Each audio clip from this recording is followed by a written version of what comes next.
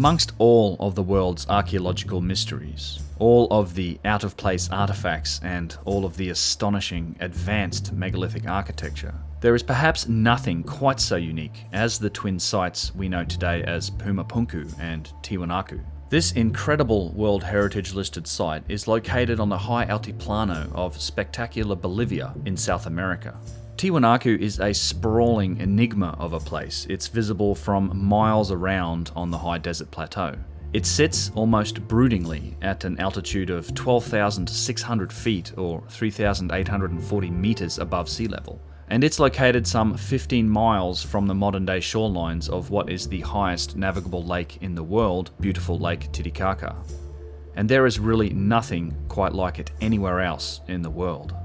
At first glance, Tiwanaku and Puma Punku aren't as big or as visually arresting as other ancient sites like the pyramids of Giza. Yet this place contains some of the most incredible precision megalithic stonework to be found anywhere on the planet. Work that shows clear signs of a form of ancient, advanced technology that must have been used in its creation. Who did this work is a real mystery, as the self-evident level of technological capability that's on display here. This is something that is seemingly well beyond what we know of the capabilities of the primitive people who are generally attributed with its construction. The incredible masonry here is perplexing. The technology evident in this work is essentially unexplainable from within the orthodox story of history. The origins and purpose of the architecture is only one of the many controversial conundrums and unanswered aspects of Puma Punku and Tihuanaco, and the mystery to be found on this site is only really matched by its importance and its relevance to the story of civilization in the Americas. Considered by many to be the progenitor of civilization in this region, little is truly known about this site and its original inhabitants. Mainstream opinion considers the site to be barely 2,000 years old, but this is far from a settled fact and has been the subject of heated dispute for decades amongst academics and researchers. Independent authors and researchers using techniques like astroarchaeology and cosmic alignment evidence suggest that Tiwanaku could be as much as 17,000 years old. And at least to my eyes, the site shows clear evidence of at least two technologically different levels of civilization that must have occupied and worked on this site at some point during its history. So the question emerges. Is this remarkable and unique megalithic treasure the result of a hard-working yet primitive culture? A culture that existed around Lake Titicaca during the time of the Romans? Or does the site's true history go back much, much further? And is this site the inherited remnant of an advanced civilization's work? A civilization that existed deep in antiquity and one that was lost to us through cataclysm and the sands of time. My name is Ben and you're watching Uncharted X. I hope you'll join me as I explore the mysteries, the technology, and the controversial history of the twin sites we today call Puma Punku and Tihuanaco.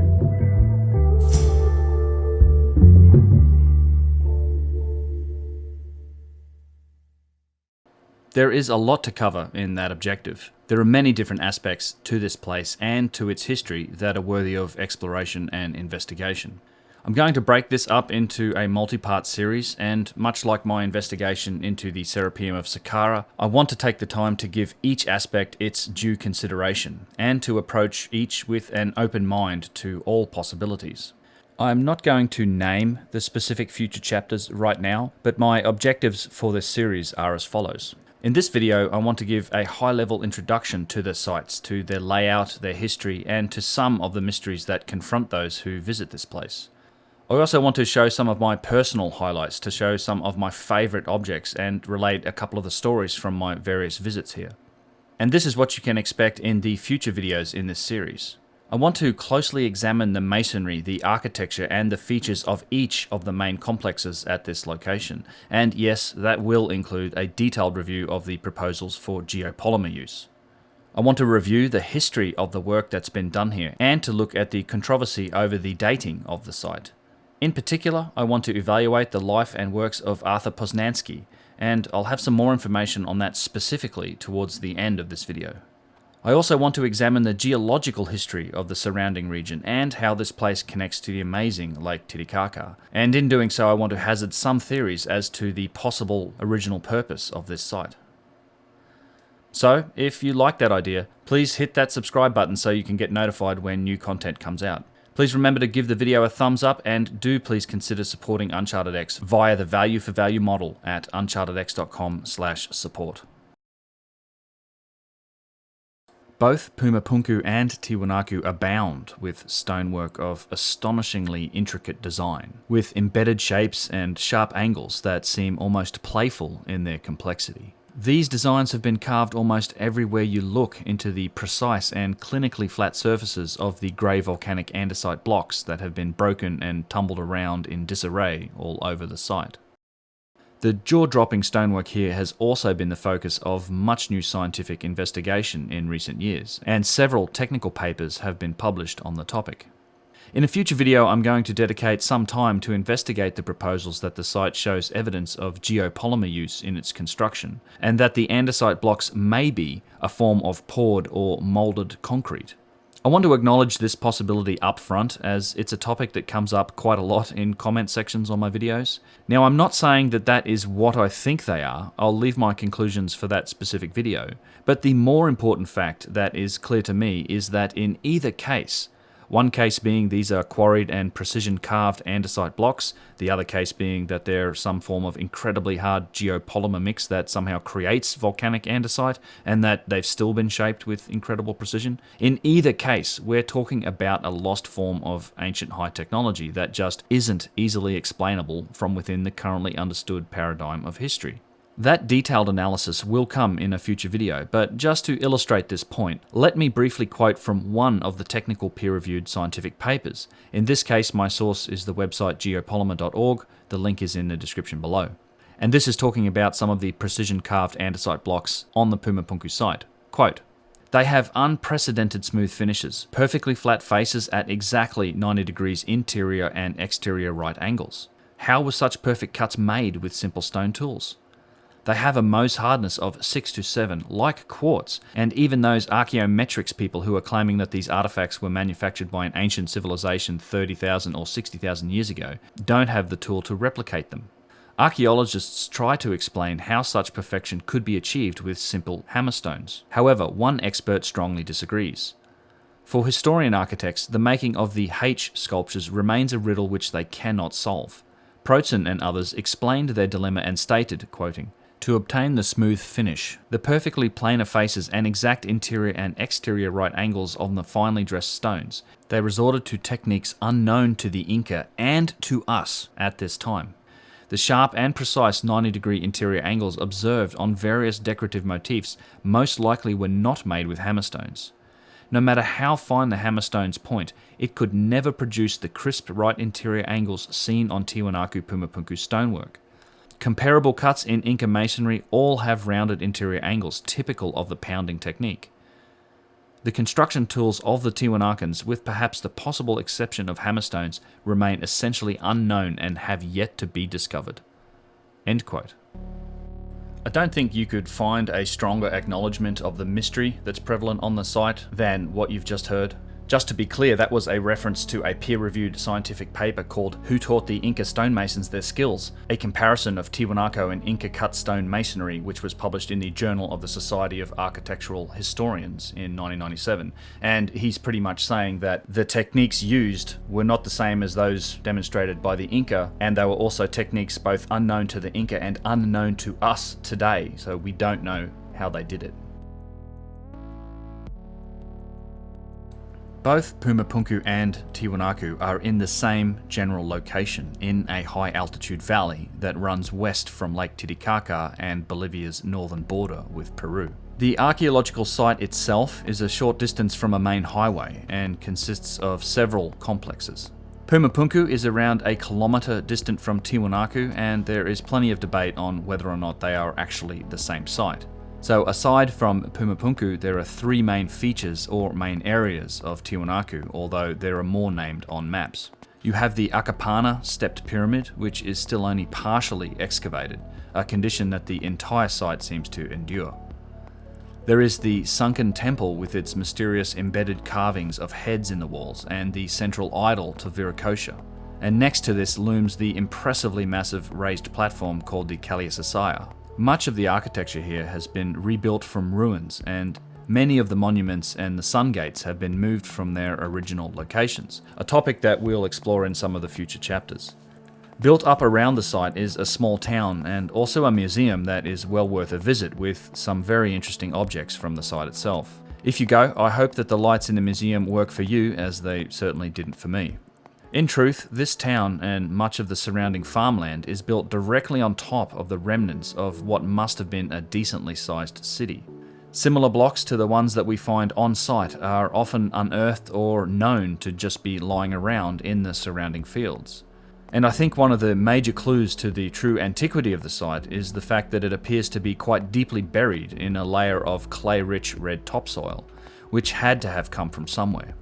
It does lend a certain eerie beauty to the place, I'll admit, as you wander around under the just incredibly wide sky of the Altiplano and try to puzzle out the astonishing precision-carved megalithic blocks that just seem to emerge out of the very ground wherever you look. The modern tourist site, enclosed by its high fences, is really only the central area of what must have been a very large settlement. Recent satellite imaging of the three main valleys of Tiwanaku that examined the evidence for widespread agricultural methods are suggestive that the population could have numbered anywhere from 200,000 up to 1.5 million people. The vast majority of buildings around the central stonework would have been adobe mud brick construction with likely grass thatch roofing, and centuries ago all of this has long since returned to the soil. Interestingly, the local farmers and many people in the region still utilize this ubiquitous building material and these methods today in order to build many of their structures. In 2018, an announcement was made that Bolivian anthropologists had discovered a huge underground citadel and possibly another hole-stepped pyramid on the perimeter of the current archaeological site, a find so big that they estimate the excavation would take up to 50 years or more. Although I don't know exactly how to score that estimate given the glacially slow pace of the excavation work that's happened here over the past few decades. To quote from the 2018 article, and I should mention that this has been Google translated from the original Spanish, quote, "With the new data obtained with the help of technology, consisting of precision cameras that took pictures from the air and infrared rays, was found a pre-Hispanic citadel outside of the archaeological perimeter, where it was detected that there is an underground plaza and up to 2 platforms of what is considered a pyramid," says a statement issued by the government agency. If confirmed, the archaeological finding will force a rethinking of the conception that Tiwanaku was only a ceremonial centre to consider that it was also a pre-Hispanic city. End quote. Well, we can only hope that it'll force a rethinking of the site, but I'm not placing any bets just yet.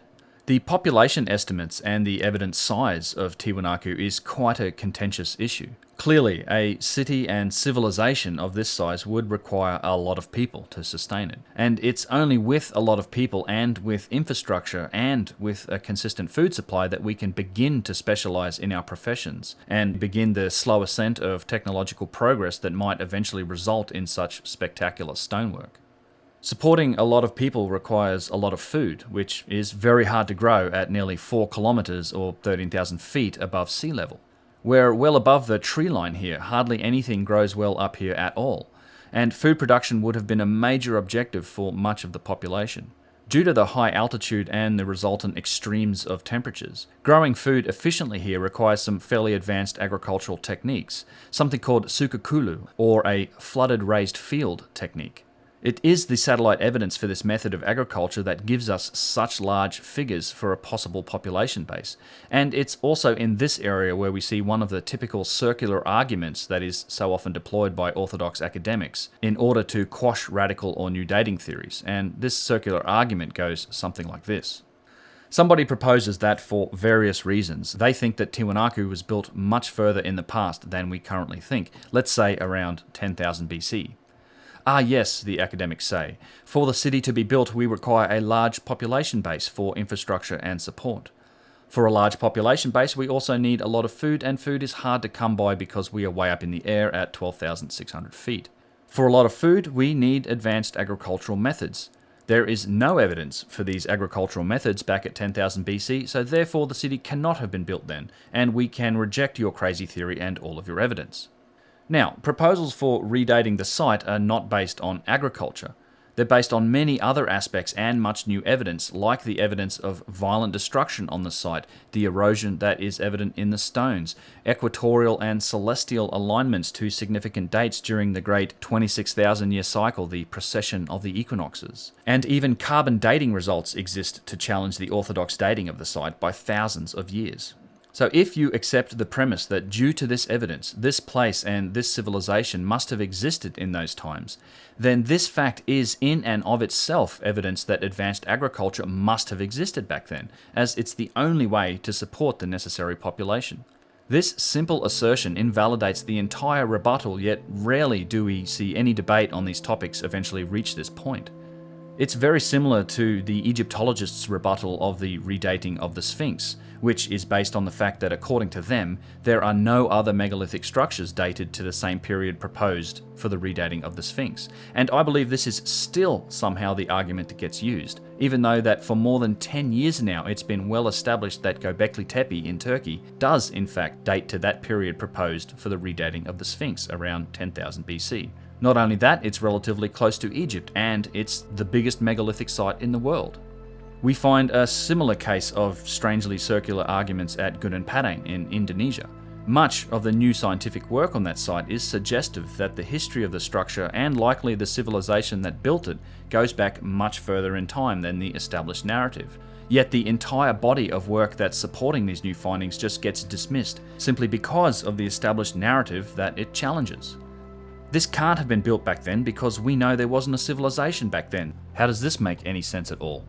Ultimately, I think this type of reasoning is both intellectually dishonest and close-minded, as it dismisses all sorts of new evidence and potentially important new information simply based on the lack of evidence in another area, or by simply stating that it can't be true because it doesn't match our version of history, yet it's this version of history that is the very thing the new discoveries are challenging. I have to wonder about the motivation behind the almost rabid resistance to new ideas and a new model of history, particularly with all of the new evidence coming from other adjacent areas of science, the Younger Dryas Cataclysm, the extension of the human timeline. But when these topics get applied to history, they are almost immediately dismissed by our resident academia. Perhaps it has something to do with the fact that, very much like a religious priest, these academics derive their position, their authority, and even their livelihood from this particular story or version of history, and they really don't like the idea of the rug being yanked out from under their feet. Now, I'm not saying that we need to just blindly accept every proposal that comes out, but we should be able to debate and discuss new evidence in a rational manner, and to actually consider the implications of such findings on the story of history, and to do so with open minds, rather than just dismissing such claims out of hand, and claiming that you know they can't be true simply because the established narrative of history, the very narrative that is being challenged, says they can't be true. So, what do we know about Tiwanaku and Puma Punku? Well, we do know that the site had been long abandoned, likely for hundreds of years, when it was rediscovered, at least rediscovered by European cultures, in 1549 by Spanish conquistador Pedro Chiesa de Leon, who stumbled upon the remains while searching for the mythical Inca capital, Culasuyu. According to historical accounts, the Indians of the Tiwanaku region first told the Spaniards that the ruins had appeared overnight, and that they were either raised by giants or that it was the result of magic, a god who turned an entire population to stone because they refused to house the god's messenger. These local people also laughed at the suggestion that it was built by the Inca, and they affirmed that it had existed long before that civilization ever emerged. Orthodox history considers this place to be the progenitor of the Inca civilization, and that the culture who lived here were forced to leave the area, either because the local people, the Aymara, who still inhabit this region, forced them out, or they had to leave because the region suffered a 40-year drought and ultimately agricultural methods failed as a result, and the region could not sustain such a population base. In either case, it is thought that roughly 1,000 years ago, the Tiwanaku culture left and journeyed north into Peru and the Sacred Valley, eventually finding Cusco and establishing a capital there, and they grew to become the great civilization we know as the Inca. All of this is very hypothetical, with only scant traces of real evidence to support it. The earliest carbon dating results found put a human presence here around 1500 BC, although the mainstream accepted date for the origins of Tiwanaku and Pumapunku is around 280, the time of the Roman civilization in Europe. I don't need to get into a discussion about the specific efficacy of carbon dating organic remains, but it's worth noting that all you're really establishing with this method is likely the last time that somebody made a campfire here. It has nothing to do whatsoever with stonework or architecture. Also, some environments are just not conducive to preserving many organic remains from which to date things. It's the same case for fossils. It's basically a miracle that any fossils get formed at all, and the lack of fossils, or in this case, the lack of carbon dating evidence, isn't actually evidence for anything at all, other than just a big question mark. I think that there is plenty of evidence that this site is far older than the orthodox story would have us believe, and this evidence is supported by the geological history of the surrounding region and the massive Lake Titicaca. This connection may also provide significant clues towards the original purpose for the site, and I intend to explore this evidence in some detail in the later chapters of this series. I've spent 4 full days at Puma Punku and Tihuanaco across 2 separate visits here. In 2013, I was here with Graham Hancock and Brian Forrester. We were only supposed to have a single day on site, but given that the museums in La Paz that we were supposed to visit the following day were inexplicably closed, which is a situation that's not all that unusual for Bolivia, most of the group decided to just take a welcome rest day. It's a beautiful place, but the altitude can be a real struggle. Graham, however, wanted to go back to Tiwanaku, and a small group of us decided to roll back out there with him for a second day on site, and it was really just a great decision. The weather cleared up and we had just some wonderful conditions for photography and the chance to capture just some amazing aspects of the site. And let's face it, I was going to take any opportunity I had to hang out with Graham Hancock. It's why I was on that tour, after all. Then again, in late 2015, my mate Luke and I were there with another small group of friends. This time armed with decent stabilized video cameras, and most of the footage that you're seeing is from that trip. I had the chance to stay overnight on site that time in a small Chicana-shaped guest house looking right at one of the sun gates that was in the plaza. And this was just a magical experience. A storm rolled in and we had some wonderful high-altitude night sky views. We even met the local shaman's wife who was selling some locally made haberdashery. Okay, check that off. I've always wanted to say haberdashery in one of my videos. I was in South America for 5 weeks on this trip, and the only thing of significance that I bought during that entire time was the shawl that she is wearing in this picture. And yep, I bought it pretty much right off her back. My trips to Tiwanaku and Pumapunku are some of the most memorable experiences I've ever had, chasing all of these silly, unanswerable questions all around the world. I definitely want to go back someday, and to that end I've kind of been thinking about putting together a South America trip for sometime maybe in 2020. And if anyone's interested in that idea, or you might consider coming along, please do let me know in the comment section below. I can't do an introductory video without sharing some of the most memorable and mind-boggling things that I've witnessed here, so let's just explore a few of my personal favourite highlights that are on this site. It's worth noting that they don't actually permit you to take video footage here, at least they didn't in 2015, and for whatever reason I'm not really sure. They have also been systematically roping off more and more of the stones with the accursed blue ropes of "Thou shall not pass, lest I accost you with my furious whistle." It's frustrating, and it's a global trend that's happening on many ancient sites. I'm fundamentally opposed to measures like this because I think that history itself, and in particular, the vastly mysterious places like Tiwanaku or Giza, they belong to the entire world, and not just to a few privileged academics and archaeologists. I tend to push on these types of boundaries when I'm confronted by them. My friends and family might say that it's not exactly out of character for me.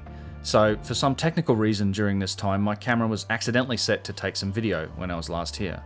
I'd encourage everyone who visits these types of places to just occasionally step over that rope, at least metaphorically speaking, when you can. These stones, they're eternal. We can't hurt them by touching them, or by standing on them, or by examining them closely, as really should be our right. We should resist the trend that visitors to these places should be fenced off and herded like cattle, and to not be allowed to experience what they've come to see. So let's wrap this video up with a look at some of my favourite bits of stonework that are spread across Puma Punku and Tiwanaku. Obviously the H blocks, they're the most famous piece at Puma Punku. They are just tremendous examples of the very sharp angles and precision masonry work that happens on this site. There's lots of different examples and types of this work. They're just incredible. I also happen to really dig the left turn arrow that's carved into one of the andesite blocks. But it's really the smaller details that is in some of the stonework that is truly astonishing to me. There's really no better example of this than this tiny little channel that's been drilled into a very flat surface of one of the andesite blocks. And in this channel there are evenly spaced just tiny drill holes. This is very difficult and precise work to explain using hand tools.